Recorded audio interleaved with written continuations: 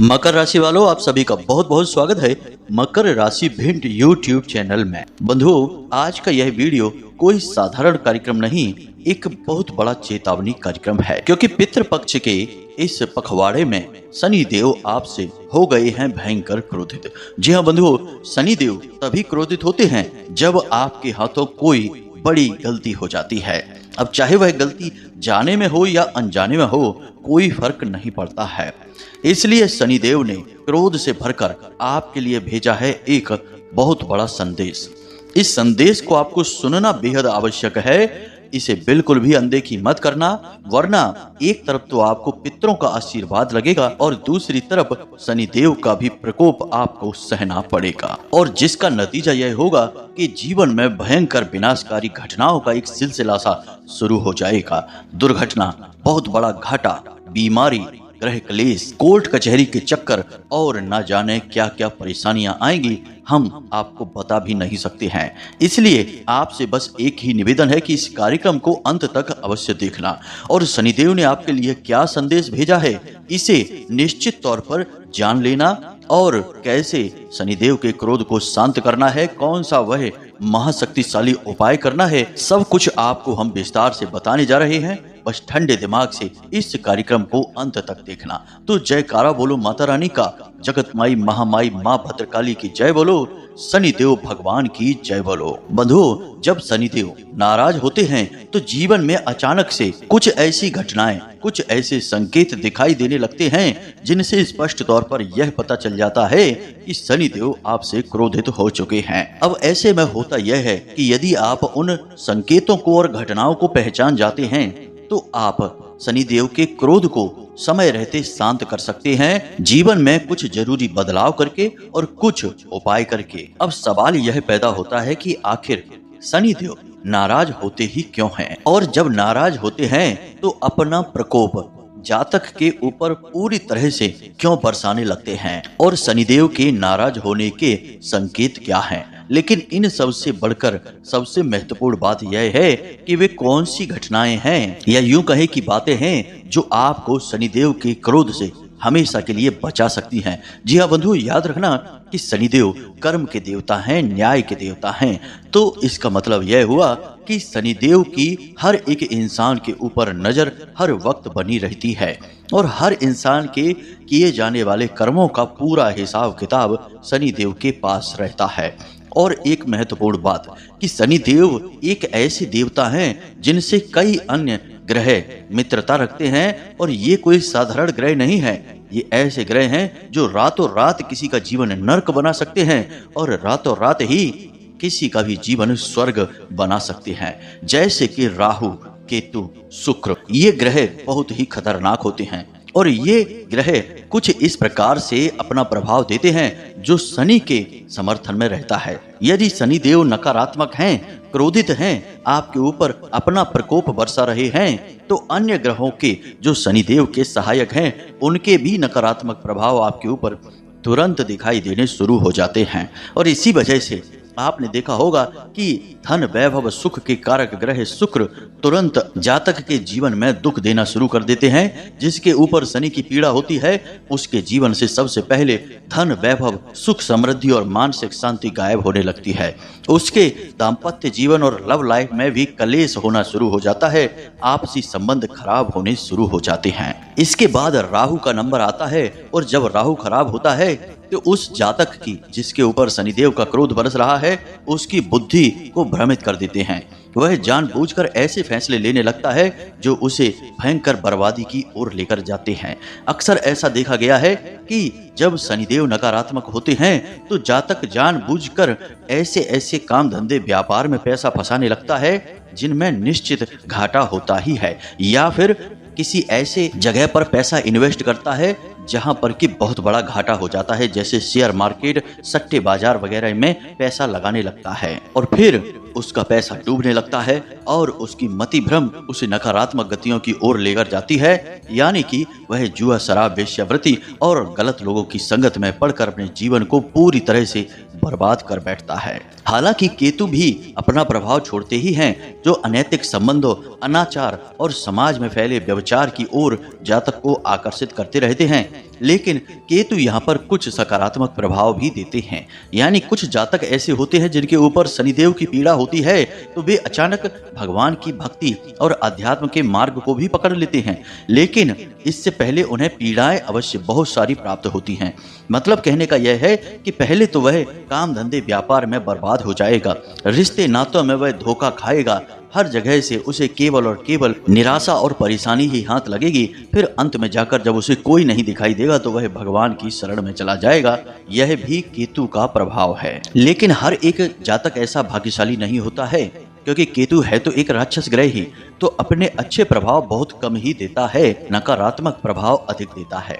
इसलिए बेहतर यही होता है कि कोई बड़ी भयंकर बीमारी आपके पास आए, इससे पहले आप उसका इलाज कर लें, यानी कि पहले से ही परहेज करते हुए चलें, तो बीमारी नजदीक आएगी ही नहीं। आपने वह कहावत तो सुनी ही होगी कि दुर्घटना से देर भली, यानी कि आप दुर्घटनाग्रस्त हो जाएं और ग्रहों का प्रकोप आपके ऊपर टूट पड़े। इससे बेहतर है कि आप समय रहते संभल जाएं और कुछ जरूरी बदलाव जीवन में कर डालें और कुछ छोटे छोटे उपाय भी करने प्रारंभ कर दें, ताकि वह विपत्ति, वह नकारात्मक स्थिति आपके लिए उत्पन्न हो ही ना। और याद रखना कि जिस इंसान से शनिदेव नाराज चल रहे हैं, शनिदेव का जिसके ऊपर प्रकोप बरस रहा है, उस इंसान से पितृ देवता कभी प्रसन्न हो ही नहीं सकते हैं।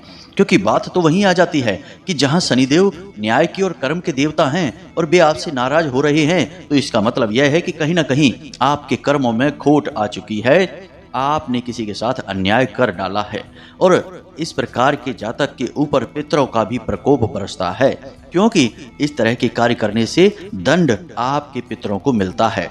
उन्हें भूखे प्यासे बैठना पड़ता है पितृलोक में। वे फिर निसहाय और असहाय होकर बस बैठे रहते हैं और अपने वंशजों की ऊल जलूल हरकतों को देखकर उन्हें श्राप देते रहते हैं। जी हाँ बंधुओं, तो अब ऐसा क्या हो गया है कि अचानक से आपके ऊपर इतनी सारी विपत्तियां आने का खतरा मंडराने लगा है, और कैसे आप इन आने वाली विपत्तियों को टाल सकते हैं, इनसे बच सकते हैं।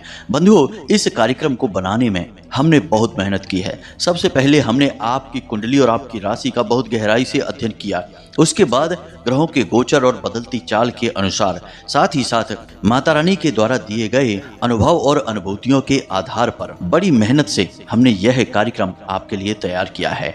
अब यदि आप इस कार्यक्रम को पूरा नहीं देखेंगे, बीच में ही छोड़ देंगे, तो एक तो हमारी मेहनत बेकार चली जाएगी, दूसरा आपके जीवन में आ रही विपत्ति भी रुकेगी नहीं, वह आपको रौंदती हुई निकल जाएगी, और तीसरा कि जहां माता रानी की विशेष कृपा और आशीर्वाद आप तक पहुंच सकती थी, वह नहीं पहुंच पाएगी, क्योंकि माता रानी के द्वारा दी गई अनुभूतियों का निरादर असल में माता रानी का ही तो निरादर हुआ। इसलिए हमारा आपसे बस निवेदन यही है कि आप इस कार्यक्रम को अंत तक अवश्य देखें। तो उम्मीद करते हैं कि आप हमारी भावनाओं को समझ रहे हैं, कार्यक्रम में अंत तक अवश्य ठहरेंगे। तो चलिए बंधुओं, कार्यक्रम की शुरुआत करते हैं, लेकिन इससे पहले हमारा आपसे बस निवेदन है कि माता रानी को आभार अवश्य व्यक्त करें, क्योंकि उनकी कृपा और आशीर्वाद के बिना तो इस संसार में एक पत्ता भी नहीं हिल सकता है। तो चलिए जल्दी एक कमेंट बॉक्स में लिखिए जय माँ भद्रकाली कृपा करो, साथ ही साथ जय शनिदेव भगवान अवश्य लिखना, क्योंकि आपको अब शनिदेव की कृपा की भी आवश्यकता है। इसी के साथ साथ बंधुओं, यदि आप चैनल कार्यक्रम पर पहली बार आए हैं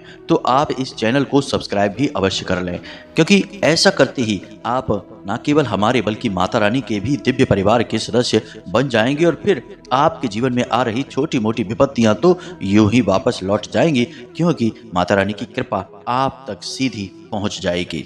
तो चलिए जल्दी से चैनल को सब्सक्राइब करिए, फिर आगे बढ़ते हैं। तो बंधुओं, सबसे पहले हम यह जानेंगे कि शनिदेव आखिर आपसे क्रोधित हुए ही क्यों हैं, क्योंकि यदि आप यह नहीं जान पाएंगे तो फिर आप भविष्य में भी इस खतरे में ही जिएंगे कि पता नहीं किस गलती से, किस बात से शनिदेव नाराज हो जाते हैं और जीवन में परेशानियां उत्पन्न करने लगते हैं। तो ध्यान से सुनिए, सारी बातें आपको समझाने जा रहे हैं। पिछले 5 से 7 दिनों में आपके हाथों से ये 3 काम निश्चित तौर पर हुए ही होंगे। जरा विचार करके देखना, अपने जीवन के बारे में आत्म मंथन करके देखना। हम आपको इन 3 कार्यों के अलावा भी कुछ और कार्यों के बारे में बताएंगे, जिनमें से आप खुद मिलाकर देखना कि आपसे कौन सी गलती हुई है। फिर हम ग्रहों की चाल के विषय में भी आपको बताएंगे कि क्यों ऐसा हो रहा है कि शनि आपको पीड़ा पहुंचा रहे हैं। अगले 5 से 7 दिनों में आपके जीवन में खतरा बहुत अधिक मंडरा रहा है।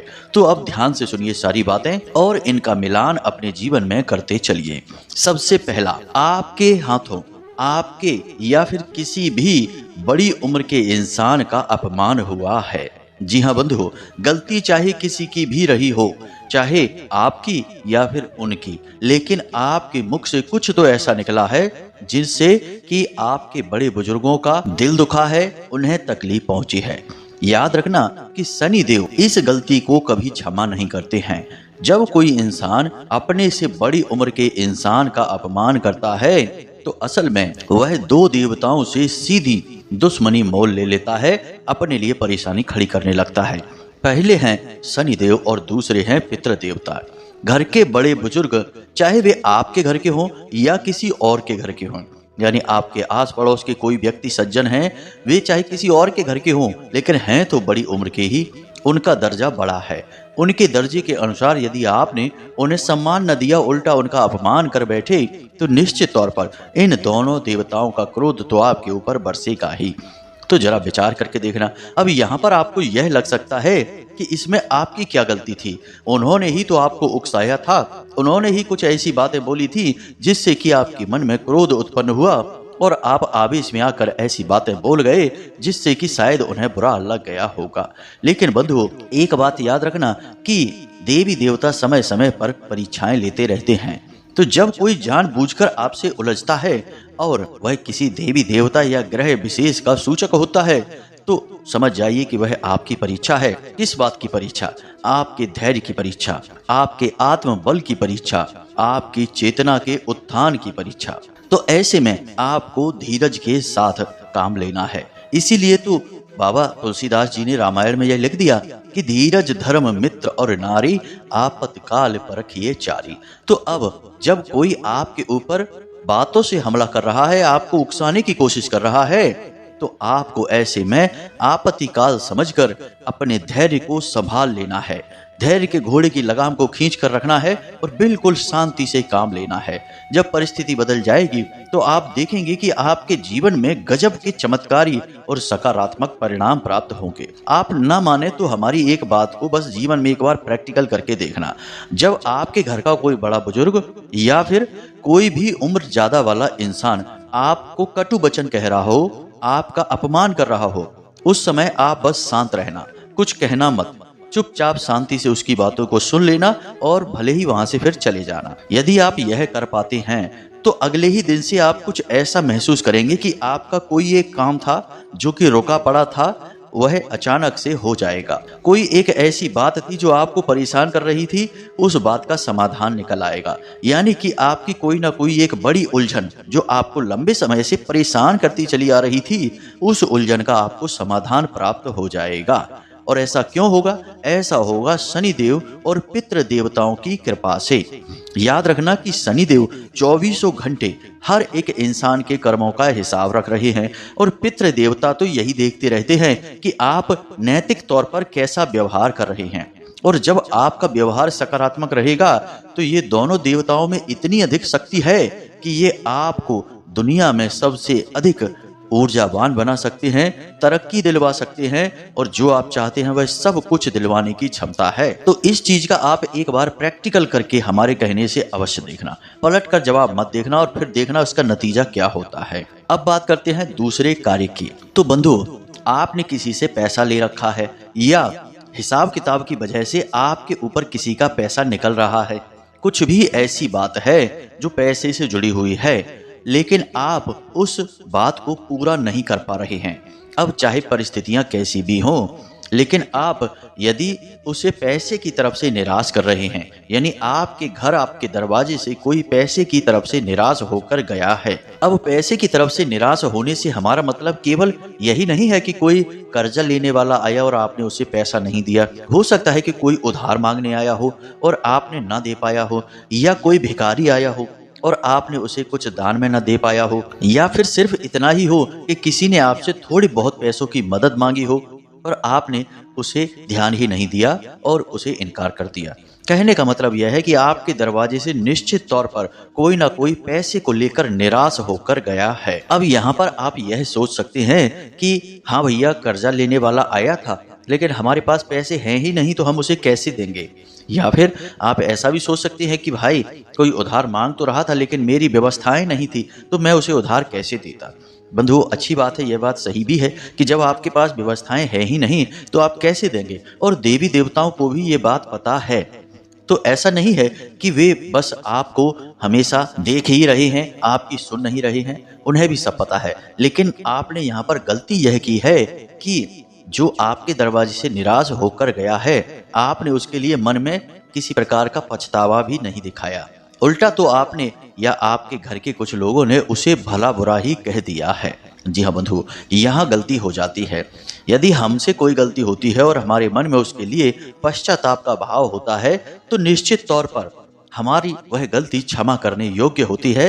देवी देवता हमें उस गलती का दंड नहीं देते हैं। लेकिन यदि हमारे भाव ही नकारात्मक हैं तो हम निश्चित तौर पर दंड के पात्र हैं, सजा मिलती ही मिलती है। जरा अपना अवलोकन करके देखिए, मंथन करके देखिए, ये घटनाएं आपके जीवन में हुई हैं कि नहीं। जी हाँ बंधु, अब बात करते हैं तीसरे कार्य की। तो बंधु, जहां तक हमारे आभास कह रहे हैं कि पिछले 4 से 5 दिनों में आपके हाथों से कोई ना कोई अनैतिक कार्य हुआ है। अब अनैतिक कार्य कैसा होता है, जरा ध्यान से समझिए। जैसे कि किसी का शोषण करना, किसी को हानि पहुंचाना, या फिर व्यसन करना, जैसे कि जुआ, शराब, वेश्यावृत्ति या पर स्त्री गमन जैसे कार्य, जिन्हें हम व्यभिचार या फिर अनैतिक कार्य कहते हैं। कुछ न कुछ तो आपके हाथों ऐसा हुआ है, या फिर ऐसा हुआ होगा कि आपके साथ कुछ लोग रहे होंगे जिन्होंने कुछ गलत किया, जैसे जुआ खेला या शराब पी। तो हो सकता है कि आपने ना पी हो लेकिन आप उनके साथ वहां रहे अवश्य हैं जब उन्होंने शराब पी थी या जुआ खेला था, या फिर किसी को ठगने का, किसी का शोषण करने का, किसी के पैसे को लूटने का, ठगने का काम किया था। जी हाँ बंधु, हो सकता है कि आपको ये सुनने में थोड़ा अच्छा ना लग रहा हो, क्योंकि इंसान को थोड़ी सी कठोरता दिखाने लगो तो असल में वह तिलमिलाने लगता है। आज के समय में लोगों के अंदर सहन शक्ति का अभाव हो गया है, लेकिन हम आपको सत्य ही बता रहे हैं। तो आपके हाथों से पिछले 5 से 7 दिनों में कोई ना कोई अनैतिक कार्य हो गया है। किसी प्रकार का दुर्व्यवहार, किसी पशु या किसी इंसान को हिंसा, पीड़ा, कष्ट आपके हाथों पहुंचा है। कुछ न कुछ तो अनैतिक हुआ है, जरा विचार करके देखना। क्योंकि इसी वजह से शनिदेव आपसे नाराज है, साथ ही साथ पितृ देवताओं का भी आपके ऊपर क्रोध बरसेगा। यह बात हम अपनी अनुभूति के आधार पर बता रहे हैं। अब जरूरी नहीं है कि सभी के साथ ऐसा हुआ हो, लेकिन बहुत सारे ऐसे लोग हैं जिन्होंने ऐसा किया है। यह हमें ध्यान के माध्यम से, अनुभूति के माध्यम से एहसास हुआ है, तभी हम आपको बता रहे हैं। अब हम बात करते हैं आपकी कुंडली के अनुसार। ये बातें तो जो हमने आपको बताई वे तो आपके निजी व्यवहार की बातें थी, उनके बारे में जरा आप विचार करके देख लेना। कुछ और छोटी छोटी बातें हैं, जैसे कि आपके हाथों से रुपए पैसे की फिजूल खर्ची का हो जाना, आपके हाथों से कोई लोहे का सामान टूट फूट जाना या गिर जाना या खो जाना, साथ ही साथ अपने जूते और अपने कमर से नीचे पहने जाने वाले वस्त्रों का लेन देन करना, अदला बदली करना। ये छोटे छोटे कार्य हैं, इनकी तो शनिदेव क्षमा भी कर देते हैं, लेकिन जो हमने पहले बताए वे कार्य अक्षम्य हैं और उन्हें आप जरा समझ लेना। अब आपके ग्रहों की बात करते हैं, तो ध्यान से सुनिए। इस समय आपकी कुंडली में सूर्य देवता बुध और केतु के साथ युति बनाकर बैठे हुए हैं। और जब सूर्य देवता बुध और केतु के साथ युति बनाते हैं तो वैसे तो सूर्य राजा हैं, उनके पास शक्ति अपार होती ही है, लेकिन यह जो जोड़ होता है, असल में यूं कहें कि योग होता है, तो यह योग शनि को दूषित करने लगता है और शनि के कुप्रभाव जातक के ऊपर पड़ने लगते हैं। साथ ही साथ शुक्र भी नकारात्मक होने लगता है और राहु भी नकारात्मक भाव में गोचर करते हुए आपको पीड़ाएं पहुंचाने का कार्य कर रहा है। तो कहने का मतलब यह है कि यह जो योग है यह आपकी हानि का योग है। तो इस योग की वजह से भी शनिदेव की पीड़ा आपको होने वाली है। अब शनिदेव से जुड़ी पीड़ाएं कैसी होंगी, जरा आप ध्यान से समझिए। सबसे पहली पीड़ा है कि आपको रुपए पैसे को लेकर जो भी आपकी बातें थी, जो भी आपके काम थे, वे बनते बनते अचानक रुक जाएंगे। आपके कार्यों में जो गति आ रही थी वह रुक जाएगी। आपको अचानक से बहुत निराशा का एहसास होने लगेगा। अचानक से बहुत अधिक आलस का एहसास रहेगा। कार्यों को करने का बिल्कुल भी मन नहीं करेगा। यदि आप काम करेंगे भी तो बिल्कुल अंतिम एंड पॉइंट पर जाकर काम शुरू करेंगे, तब तक बहुत अधिक देर भी हो जाएगी। साथ ही साथ आप जिस भी कार्य को कर रहे होंगे उस कार्य में आपका मन नहीं लगेगा। आपको लगेगा कि यह कार्य में अब दम नहीं है, यह बिल्कुल बेकार काम हो चुका है, अब इसे बदल देते हैं। इसी के साथ साथ आप पैसे जो कमा कर घर लाएंगे, वे पैसे कब गायब हो जाएंगे आपको पता ही नहीं चलेगा। यानी कि पैसा एक हाथ से आएगा और दूसरे हाथ से तुरंत गायब हो जाएगा। कुछ खर्चों में और कुछ फिजूल खर्चों में आप बस सोचते ही रह जाएंगे कि अपने लिए कुछ कर लेते, लेकिन आप कुछ भी नहीं कर पाएंगे। एक पैसा भी अपने ऊपर खर्चा नहीं कर पाएंगे। सब इधर उधर के कार्यों में ही चला जाएगा। मानसिक चिंताएं आपको बहुत होंगी। रात को सोने में आपको तकलीफ होगी। समय से नींद नहीं आएगी, और नींद आएगी भी तो बेचैनी बहुत अधिक रहेगी।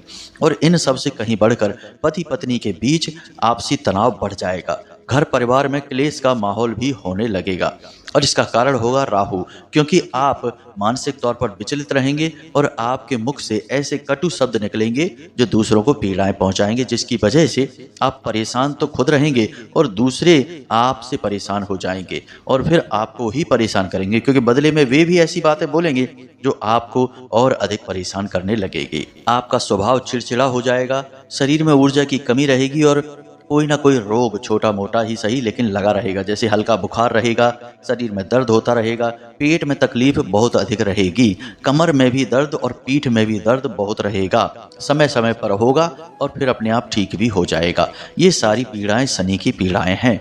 अगर आपको ये सारी पीड़ाएं हो रही हैं तो समझ जाइए कि आप शनि के दायरे में आ चुके हैं। अब जरूरत है आपको इस पीड़ा से मुक्ति की। तो ध्यान से सुनिए, आपको इस पितृपक्ष में शनिदेव को प्रसन्न करने के लिए क्या करना चाहिए।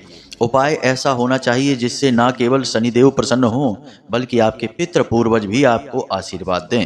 क्योंकि इस पितृपक्ष में, यानी पितृपक्ष का जो समय होता है, इसमें आप पितरों की ही छाया में चल रहे हैं, तो पितरों का भी आशीर्वाद आपको लेना ही होगा। तो ध्यान से सुनिए, हम आपको 2 उपायों के बारे में बताने जा रहे हैं जो बहुत ही सरल हैं, लेकिन आपको करना बहुत अधिक अनिवार्य है। सबसे पहला उपाय तो आपको यह करना है कि आपके घर के जितने भी सदस्य हैं उन सबकी एक सामूहिक फोटो, एक तस्वीर बनवाइए। जी हाँ बंधु, ध्यान से सुनिए, आपको ये उपाय कोई बताएगा नहीं, क्योंकि इन उपायों को बताने के लिए लोग पैसे लेते हैं, पेड सर्विस देते हैं। हम तो माता रानी की सेवा में आपको ये उपाय दे रहे हैं। तो ध्यान से सुनिए, आपके घर में एक दिशा है जिसे शनि देव की दिशा कहा जाता है। इसे पश्चिम दिशा कहा जाता है और इस दिशा को बढ़त की दिशा कहा जाता है।